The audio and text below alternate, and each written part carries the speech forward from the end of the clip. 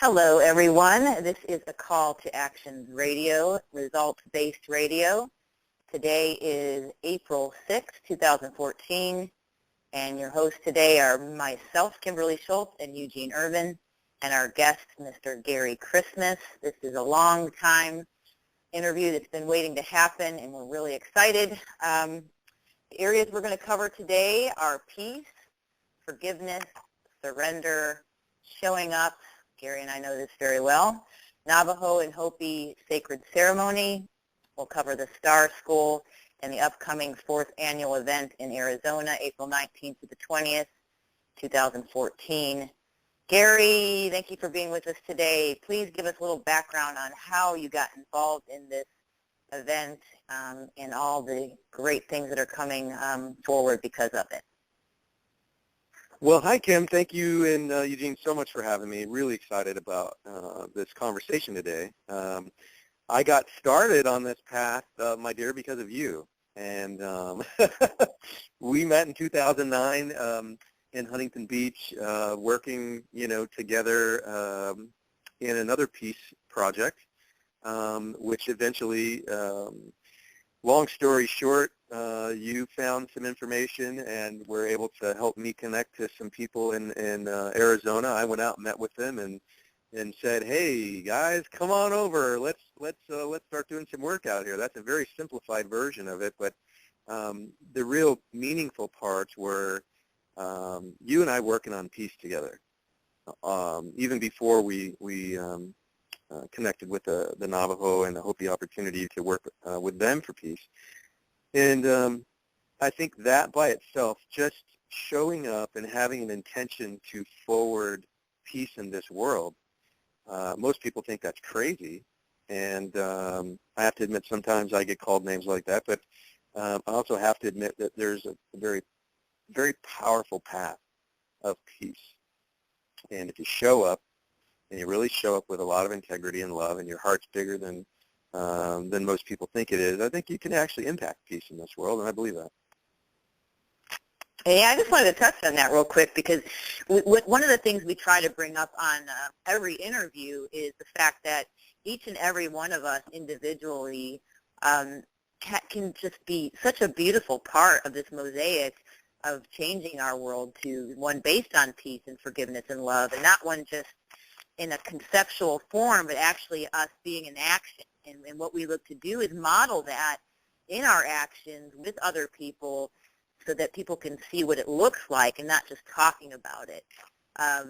And part of that process, I think we found that it requires a lot of us just surrendering the idea of what it's supposed to look like and get over that, because, I would say the first year, I think every year that we have experienced a larger amount of surrender to it will be what it is.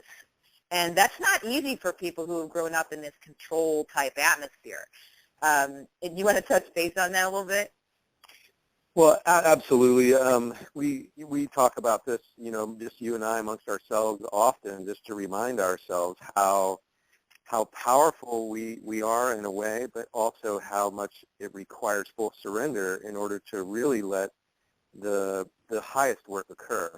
And the highest work doesn't occur as if you were writing a business plan. Do step A, then you do step B, then you do step C, then you get the result. That's not what we did here. What we did is we went on absolute faith, following direction from Spirit, that we had to show up against all odds, and show up with love and show up with high integrity and show up and give every single thing that we had, not even knowing that the possibilities for peace and the real possibility for life-changing peace in that region and even within ourselves would occur at some point. And when it began to emerge, I think that's when I began to really reevaluate the way that I look at the world.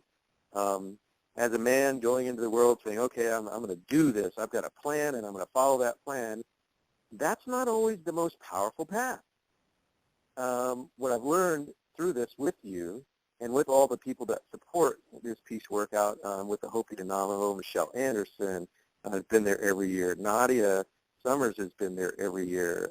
There's been a bunch of people that have supported this each year, and without those people showing up and without all the love showing up unconditionally, without a business plan, but yet these beautiful things continue to emerge. When we first started this, Kim, back in 2010 and 2011 was our first event out of the blue. Remember our first event at Green Valentine? Yes.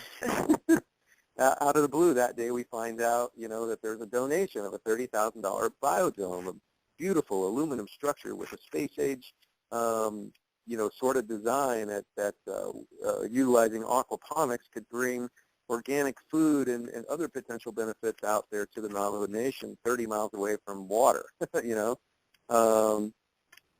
So that happened year one. 7 months after year one, we find out that 4 homes are being constructed. One right there on the land where we did our first event and ceremony to remove the blockages and allow abundance. And year two, other good things happened and good communications happened, and we had really life-changing. I had a life-changing experience out there with a horse that really, really affected me deeply, as well as seeing, some of the people actually come together. Reuben Sufke, our Hopi brother, he's been to every event too.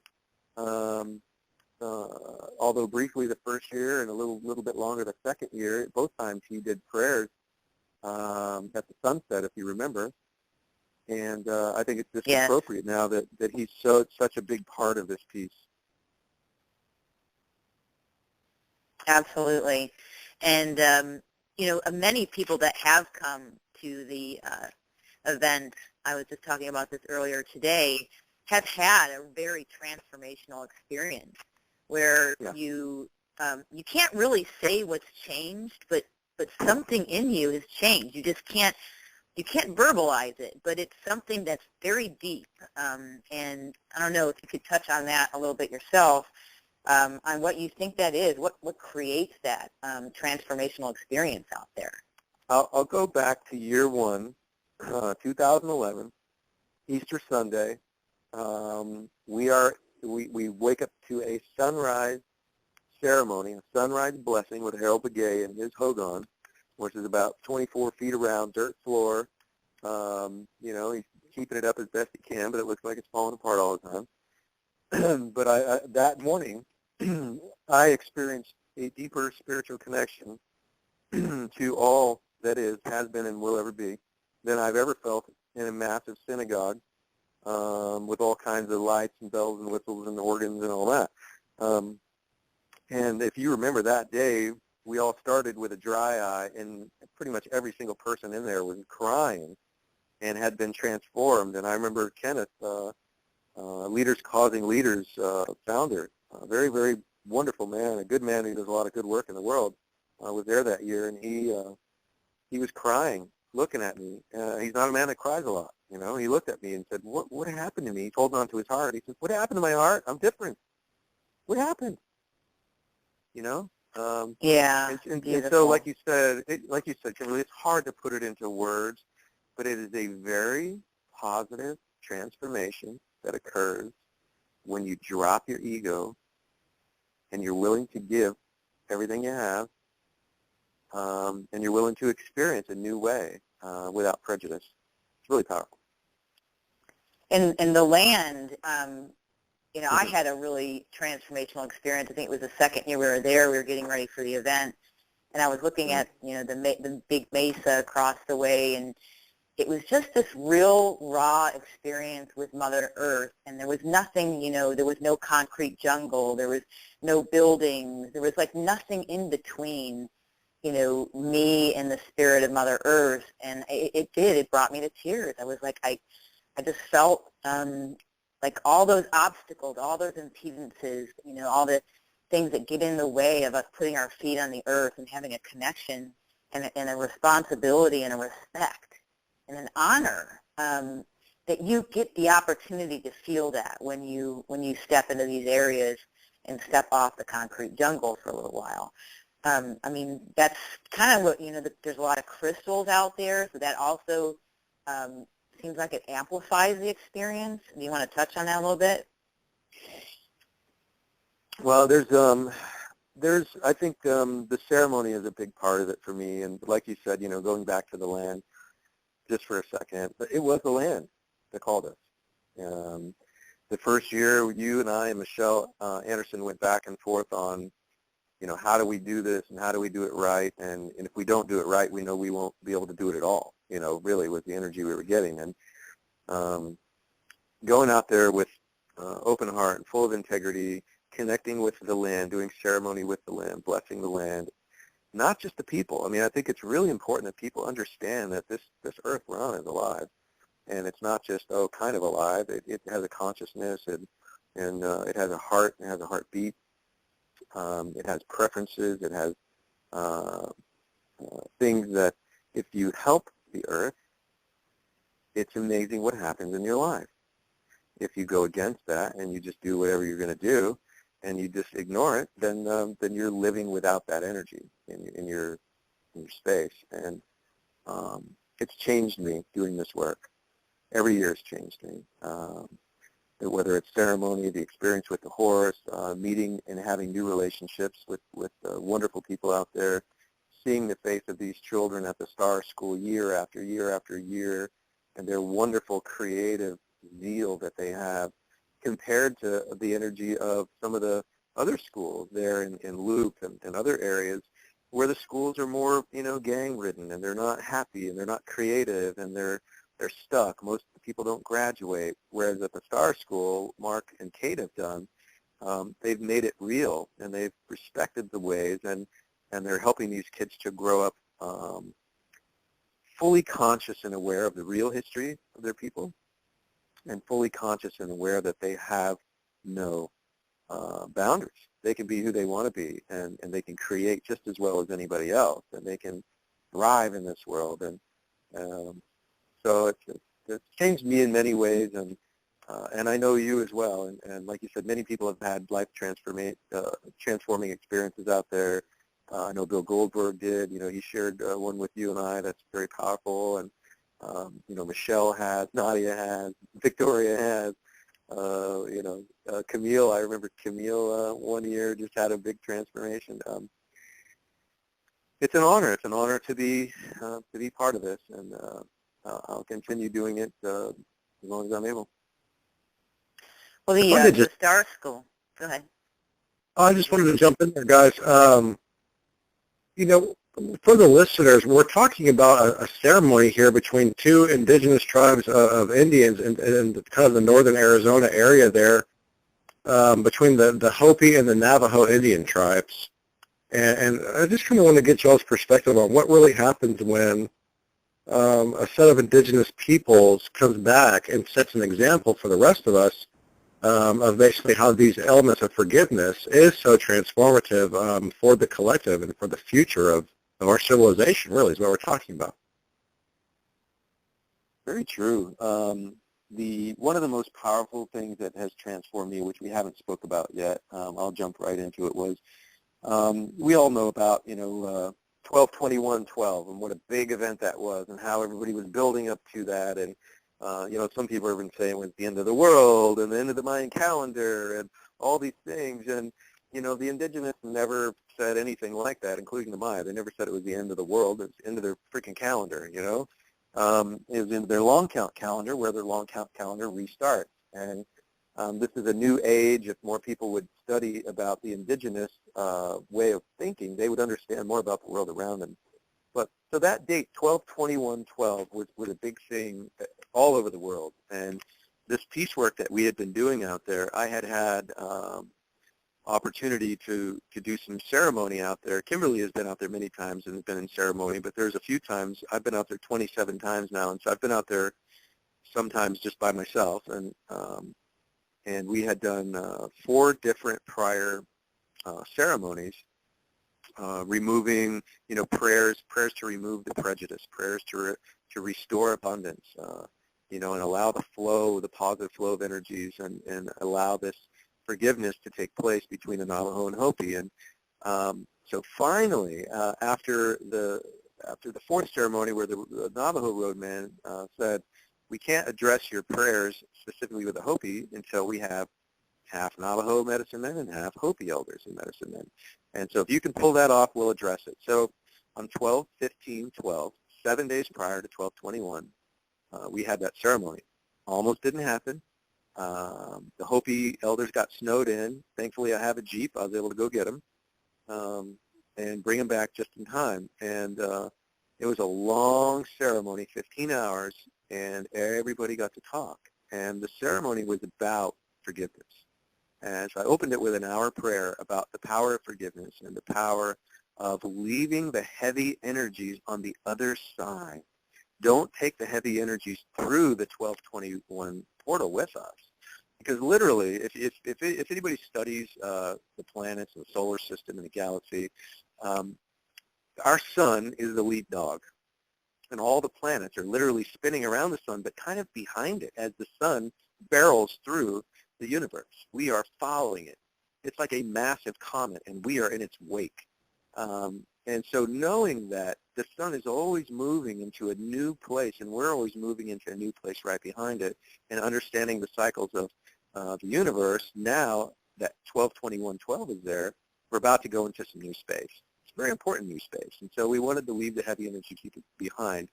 At the end of that 15-hour ceremony, powerful forgiveness had been given from the Navajo to the Hopi.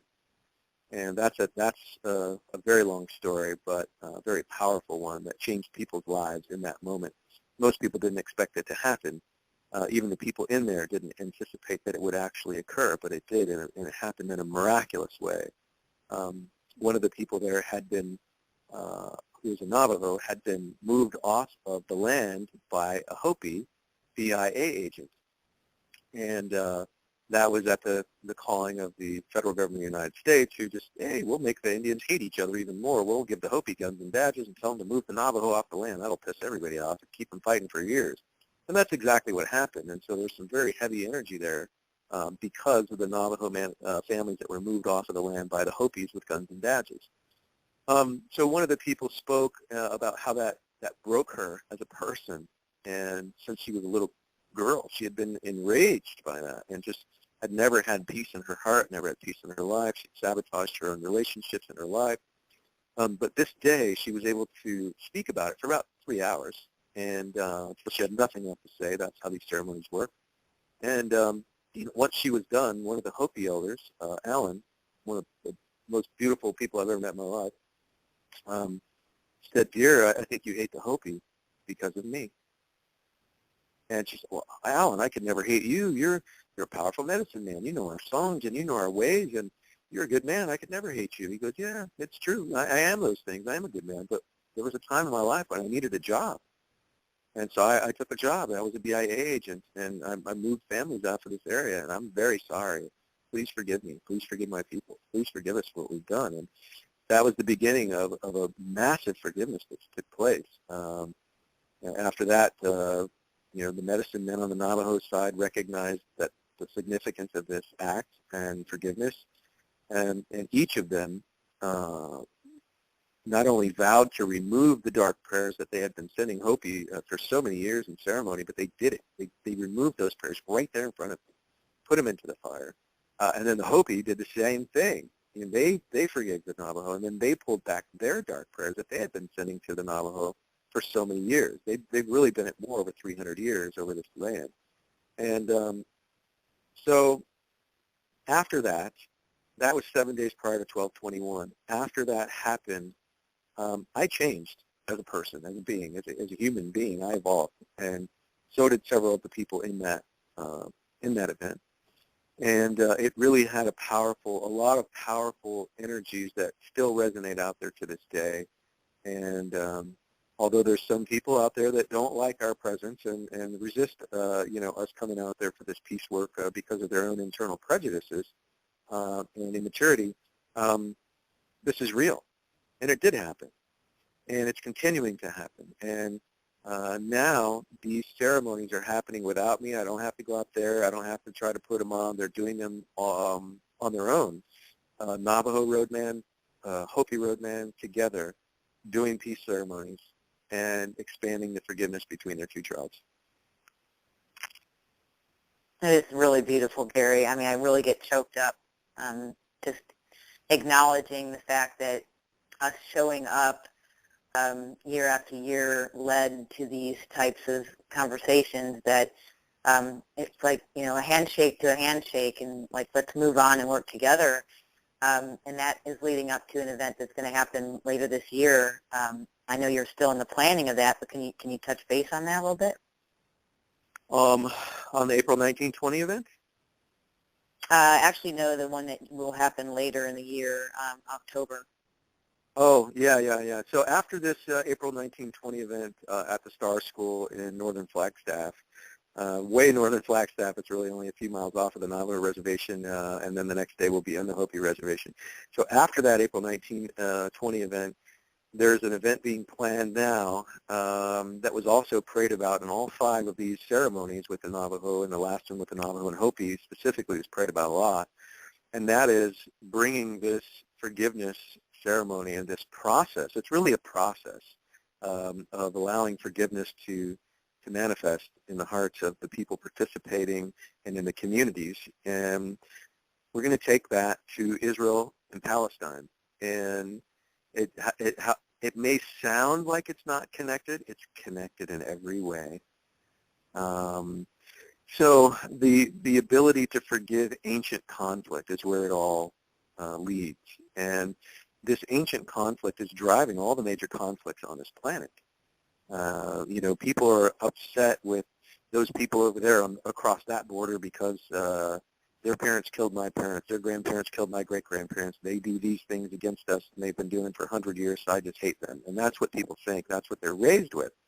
And so in order to change that, you really have to get people to sit down, and much like we did with the Navajo and Hopi, you sit down in a sacred circle, and you open it up with love and with an intention of forgiveness, and you explore the energies, even the difficult ones, and you sing songs, and you talk, and you tell stories, and you become for that moment, you become in that sacred circle, you become a unique community of people who are collaborating in a general direction of peace and forgiveness. And so to do so with drumming and song and dance and culture exchanges over a long period of time, and then eating and together afterwards in celebration of that meeting allows things to happen that normally would not. And so the planning is to bring the Native American energy with us over there, Hopi, Navajo, and maybe even some other different indigenous tribes, either from Mexico, South America, First Nations in Canada and whatnot. We're open, very, very open. We have some amazing people that are considering going, and the plan is when we get there to have individual meetings and ceremony with the Palestinians, of course, the Israelis, but also the Bedouins, which many people overlook there. The Bedouins have been nomads there for 7,000 plus years and are deeply connected to the land and are deeply connected to the people on both sides of the Israeli-Palestinian conflict. And, I work with, as you, Kimberlee, we work with a lot of Israelis, and when we bring this up, they roll their eyes and, talk about how crazy we are. That's exactly the same thing that people said when we started working with the Navajo and the Hopi. So other people's opinions has not slowed me down, nor will it in the future. And so we're just grateful to be on this path together, and I'm excited to be talking with you both about it. I think that showing up. I think a lot of people out there are probably curious about the correlation with the different prophecies that we hear about, particularly with the Hopi prophecy. It's a pretty, hot topic, so to speak, amongst some circles. You hear about different elements of this thing, the blue star, Kachina, and all this kind of stuff. Do you see any correlation with this type of thinking, basically the emphasis on when people open their hearts and choose to do a selfless and forgiving act, the realm of potentiality at that time is opened up, a more sustainable living for the future of our civilization, ultimately is kind of what looks like here. So do you see that going on? Go ahead, as far as correlation with prophecy? Go ahead, Kimbo. Well, I did want to share the prophecy that was shared with us from Earthy from the first year. And, every single time I've read this, it really gets me choked up because we all get called. We've all been called to action here. And in her paper that she shared with us, I'll just read what the spirits were telling her because she didn't know where to start. And she said, the spirit said people need to learn what they can do. And she asked, who should I speak to? Who will help? They said, begin to talk about it.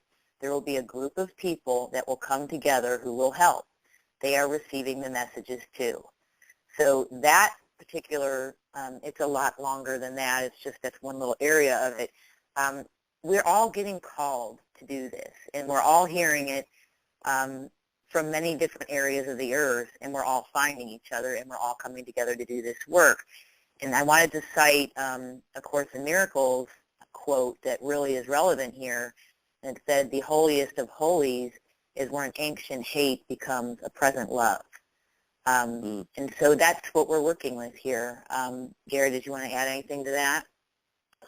Well, yeah, thank you for sharing that, Kimberlee. And Eugene, you asked about, prophecy. There's many, many, many prophecies. There's the Whirling Rainbow prophecy. There's, the Blue Kachina prophecy. But really, if you take what a lot of these prophecies have in common, here's the, just a piece of the Whirling Rainbow prophecy. During this time, when the healing process is beginning on Earth, and these whirling rainbows, what they called sun dogs. I think somebody calls them sun dogs. But right when we started doing our work, though, out there, we had 2 sun dogs, really, really beautiful ones. And for people that don't know what that is, it's where the atmosphere has some interesting energies, and from the perspective of the human eye, you look up at the sun, and there's basically a large circle around it with a couple of different lines going through it. Really interesting, beautiful visual. So that being said, the prophecy that goes back many generations, called Whirling Rainbow Prophecy, there's a piece in it that said, during that time, many will remember their purpose for being on Earth, and they will walk and they learn to develop their gifts and assist the whole of humanity. Truth will shatter the bonds of separation, and goodness will prevail. So those are just little tiny clues. If you look back, and there's many, many other prophecies, and some of them scare the holy bejesus out of people, and some of them give great hope. I think there's wisdom to be learned from prophecies, but I also think we're very creative in our way of going about this world. And if we show up, and we show up in a state of love with high integrity, and are willing to do the things that other people are not willing to do, I think we can open the possibilities to some of these more positive prophecies occurring within our lifetimes. And I have a belief, and I know we may have spoke about this before, but I'll share it on this call, that I have a belief, and it's very, very deep belief in me. I've prayed about it many times, that when the indigenous people of Earth are at peace with each other, and they are collaborative with each other, and they are cooperative with each other, the Earth herself will be saved, because their power will become so great, it will impact the way business is done, it will impact the value systems that we allow on this Earth. We will no longer be, raping the Amazon forest to the tune of 300 football fields a day. We'll no longer be, allowing genocide to take place. Wars will be illegal, as will the people who perpetrate them. These are all changes that are very, very different than the world we live in today. But they are changes that will happen. I just pray that they happen in my lifetime. I feel that we are here to do that, exactly that, Gary, and that's what we are doing. This is about planning for generations to come. And when we speak about this, and we always talk about what we do is for our children, our future, and, what we would like to see and what we believe is the path for the future is that the children that are planning for their future will be working with the indigenous leader, the grandparents, or what have you, and planning, for generations to come, not just, the people that are planning our future or have been planning our future. They may not even be around by the time we're experiencing it, and that the short-sightedness is not part of the future of this humanity. We're going to be, long-term planning, and our children will be part of that process because they're going to be the ones that are going to have to plan for the future generations after them. So you might as well learn about how to do it when you're a young one. And I wanted to touch base on that with the Star School.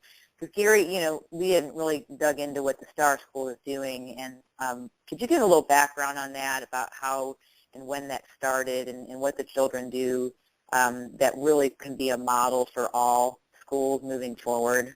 Well, I really believe that it is, especially, the more that I travel. I went to Mexico in November and connected with another school down there that has similar goals and is doing similar work with indigenous children, in that they're bringing modern teaching technology, and yet they are bringing it in such a way that they respect the indigenous belief systems and customs, and are able to teach them math, for instance, in correlation with their indigenous beliefs, and they're able to teach them, writing skills and creative skills, and in keeping with their traditions, and keeping with their philosophies, and keeping with their indigenous culture. And so, when I saw that, and I thought really about what Mark and Kate had done at the Star School, it just made me even more excited and honored to be working with Mark Sorensen and Kate Sorensen out at Star School in Flagstaff. They have the one and only charter school in the entire United States off the grid.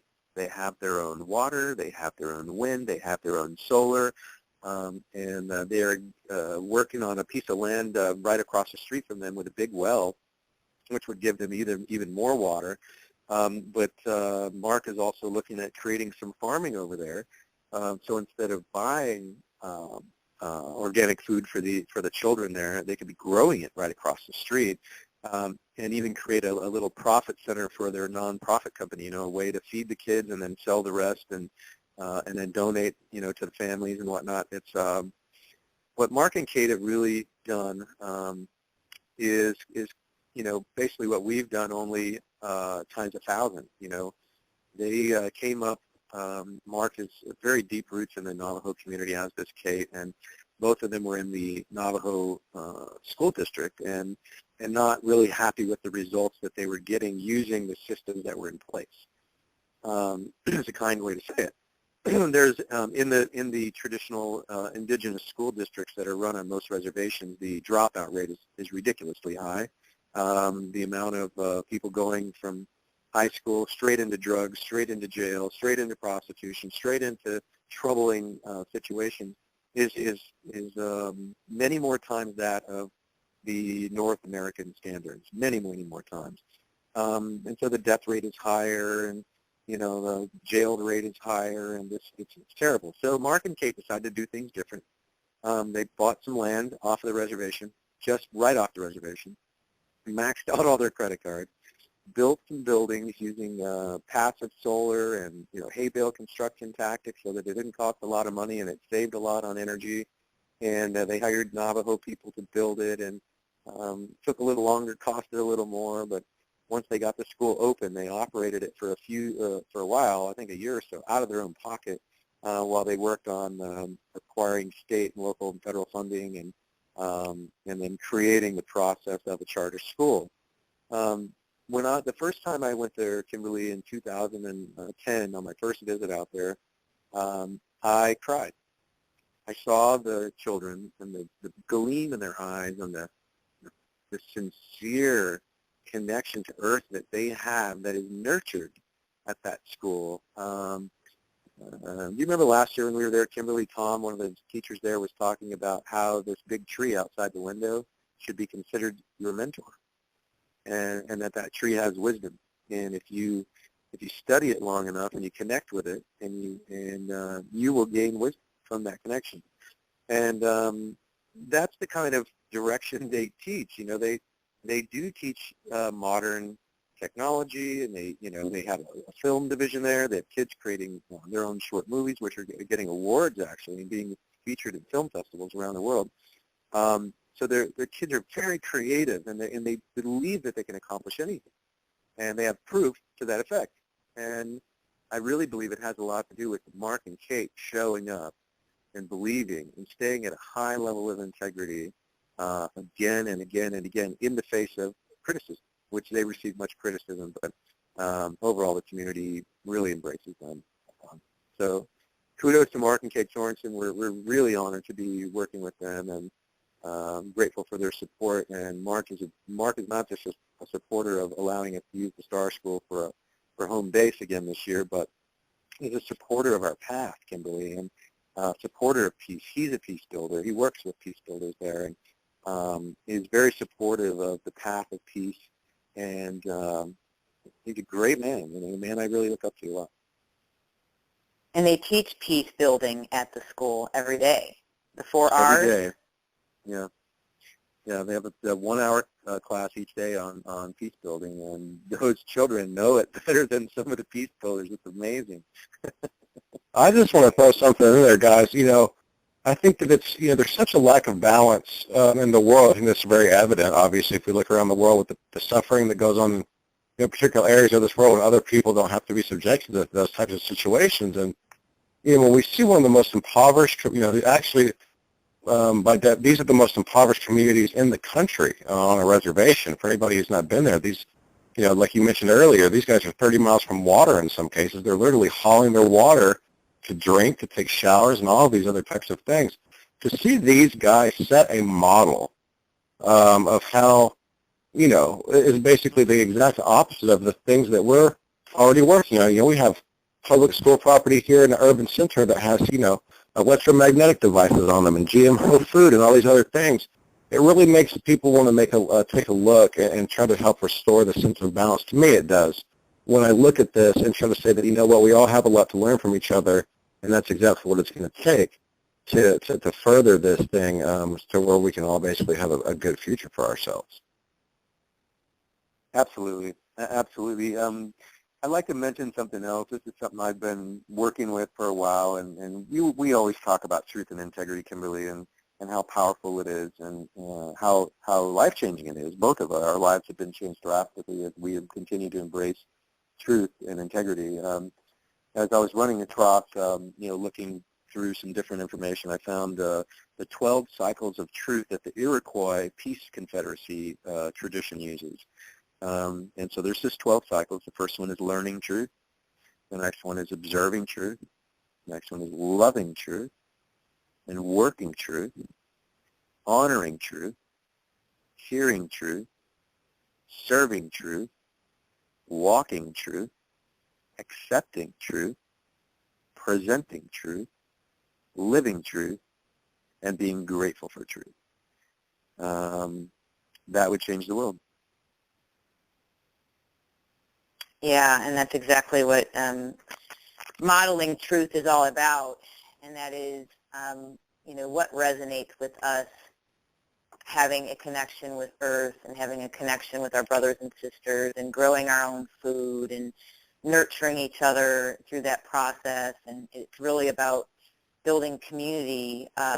We talk about unity through community, and we're looking forward to the potential of having that growing their own food and starting to support their local community by the food that they grow. I've brought this up before, that in the Anastasia series, before you plant the seed, that you could put it in your mouth and have the seed know what your needs are before you plant it in the ground.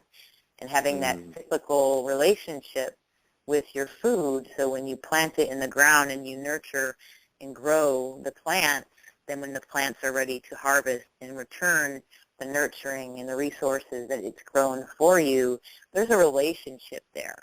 And we have been disconnected from that relationship and treating and growing our own food.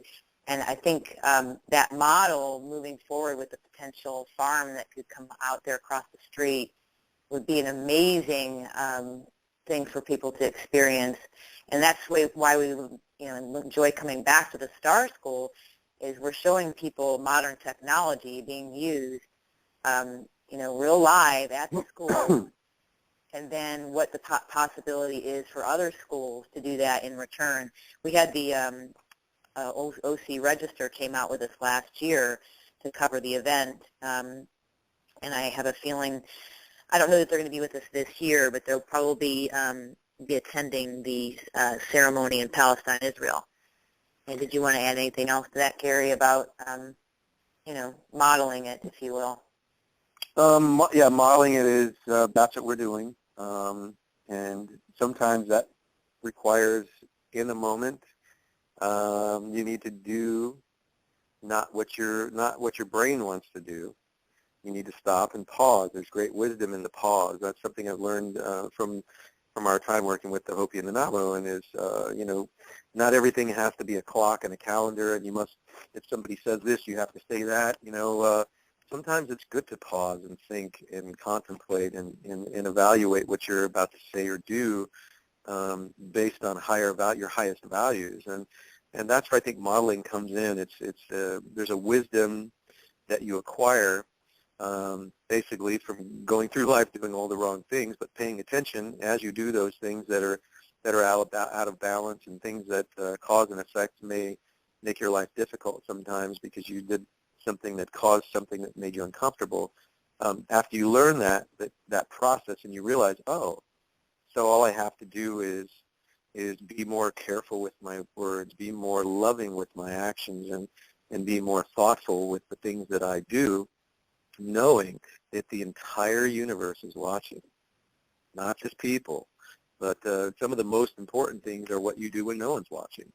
And so to have a high level of integrity and to model that, it's going to piss some people off because they're not wanting to live in integrity. They want to live outside of integrity, and but it's okay. Eventually they get it, and they'll just go on and be out of integrity somewhere else. Modeling, doing the right thing, helping others, giving more than you are taking is probably one of the best things to model. And it's not that hard to do, whether it's working, helping people to bring peace together, whether it's feeding homeless people, or just taking care of someone in your universe that needs help. They need They need you to listen to them, or they could use a shoulder to cry on, or whatever. When you have a chance to help somebody, do it, and the world changes. It really does. Yeah, this is not just about an event that happens once a year. This is about being in that space at all times. And, what we've learned is, especially when it comes to going into territories that we're not familiar with the culture, is to, listen more, ask more questions. And, we've learned a lot. We've grown a lot in this process, and I'm very grateful for it. Because it just makes us better people. And if anything comes out of it, it makes us more humble and just amazing gratitude that we can even be part of something so beautiful and just keep showing up. On that note, we wanted to cover a little bit about what's going to be happening April 19th and 20th. Can you touch base on, I know we're still kind of developing that as we go, but what exactly is going to happen when we arrive at the Star School? So everybody can arrive after 5 p.m. on Friday, April 18th, at the Star School. And if you're looking for information on that, you can find it on our Facebook page, Mother Earth Day Blessing. And we're also going to have that on the Peace Vision website, PeaceVizon.com. And you can find it on there. You can also, pick up the phone and call me, 714-915-1183. I'm happy to speak to anybody about it. So we'll get there Friday night and, sleep inside the gymnasium at Star School that night. Saturday morning, we'll get up and, greet each other, have a little breakfast. Then the Hopi families will show up. Reuben Sufke's family is playing host Hopi family, and Barbie Burton, his wife, Reuben's wife, is going to bring their children, and I believe a couple grandchildren as well. And some other Hopi are going to be joining them. They're going to bring food and dancing and drum and little entertainment to interact with the Navajo families. And then that will probably finish about 5 o'clock. We'll have some, dinner and, maybe a little talking circle out in that beautiful stone circle out at Star School on Saturday night. And that probably won't go too late. We're going to get up Sunday morning and go to Hopi land, where we're going to have an Easter egg hunt for the kids in the morning on Hopi reservation land. Beautiful area near Third Mesa, where Reuben is also going to share some Hopi history with us and point out the different mountains and mesas and different significant points on the Hopi land and tell us some of their history. And then we're going to do a walk for forgiveness. Last year we did a run for forgiveness, and it was a relay race. It was really powerful. Many people really felt some transformation, and to say the least, it was very powerful. We went over some old wagon trails where most people have never been, and we ran over this most of this 40 miles in a 2/10 of a mile relay. Each person would take either the planting stick, the water, or the corn, and do a little relay 2/10 of a mile for about 40 miles. We crossed the Little Colorado. It was just very powerful. So this year, instead of the run, we're going to do a walk, which I know, Kimberlee, that'll help you a little bit because you're not supposed to run right now. Yes. And then so after we do the walk, and after Reuben talks to us a little bit about the landmarks and the history of the Hopi, we'll do some ceremony, a brief ceremony there Sunday afternoon, and then we'll part ways, and everybody can go home and be with their families. We'll head back to the Star School at that time, clean up the gymnasium, make sure we leave it at least as good as when we got there. Make sure we honor Mark and Kate and the students there at Star School. And I know some people are going to continue on, and I think Michelle and a few others are looking at going to Duche Canyon and maybe Chaco Canyon, some different things like that. I know, Eugene, you were talking about going down to Sedona and stuff. So the activities continue after the event in a variety of ways. But as far as our event goes, that's a summary of it, the 19th and 20th. We are still working on adding some really, really powerful people to the agenda, people very important and powerful in the community who have good things to say about the future of peace between the two nations. And I like that this year we get to celebrate. Yes. In the past, we've been working through the community being in post-traumatic stress, and not saying that everybody's beyond that, but this was our first year where, and I recently found that quote that we shared, Gary, about it's time to treat everything in a sacred manner, and that this was a Hopi quote that we are the ones that we've been waiting for, and Yep. I did not know that was a Hopi quote. I've heard that term used many, many times. I've always resonated with it, but it's just to come together this year in a year of celebration, to have the Hopi say that and to be in that energy. I mean, I think that speaks volumes for where we were 3 years ago and where we are going to be this year. I agree, and that particular Hopi prophecy that you're mentioning is very powerful, in that it says, this is a time to do all things in sacred celebration. I'm paraphrasing quite a bit, but do all things in sacred celebration, and it's really important that we embrace these prophecies. They're written by people in a time where they were being brutalized and by us, our government. And yet they still, these wisdom seekers still put out their prophecies and still said, look, there'll come a time. And in this time, it's going to be difficult in these end times. And if you do everything as a sacred celebration, you'll be fine. But if you try to hold on to the past, think of it as a river flowing very fast by you. There's some people that are going to want to hold on to the shore. And it's going to be very difficult, very painful for them because they're not going to want to let go of the old ways.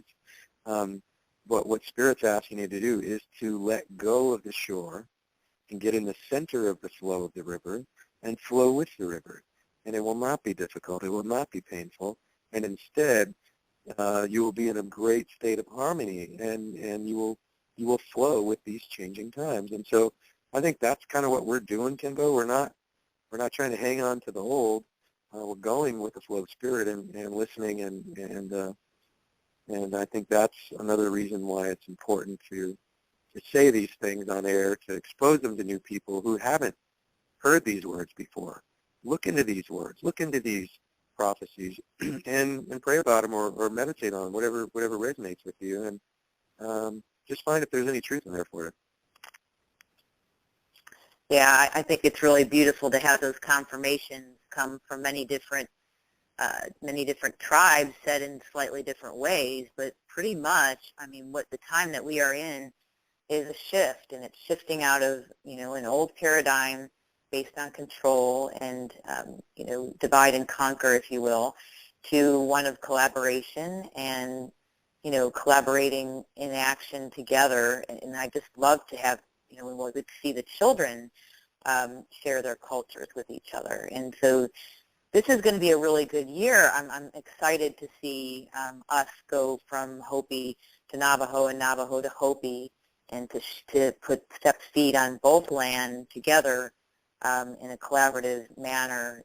I just think it's really powerful, and it just feels really good to be able to be in that celebratory energy, especially being around the children. And wow, this is good stuff, Gary. I'm honored That's to humbling continue to thing. walk this path. Yeah, very, very humbling. Go ahead, Eugene. Very humbling. Yeah, so this year again, excited to be on the land once again in celebration, and have one arm around my brother Eugene and my other arm around my brother Gary Christmas. And this is monumental for me, I can tell you that. Well, I think what's so important, when we look back on this, guys, in 50 years, the intention that we're putting in this now and what we're hoping to see, I very much expect to see the fruit of that, if not myself, within, in my lineage. And so I really look forward to that. I think that it's absolutely monumental to get this done. It's really cool, neat stuff. Yeah, and for those who don't know, Eugene and I will meet in person for the first time at this event. We've been working together for, a year and a half now, just kind of doing our thing over the phone, and now we actually get to celebrate in a sacred manner on sacred land, and celebrating the sacredness of everything that we are all going to continue to do moving forward. If we haven't mentioned the dates, April 19th and 20th. That's basically, we're arriving on Friday night, kind of a big slumber party in the gym where everybody can take rest and hang out and get started the next day, and then move to Hopi on Sunday.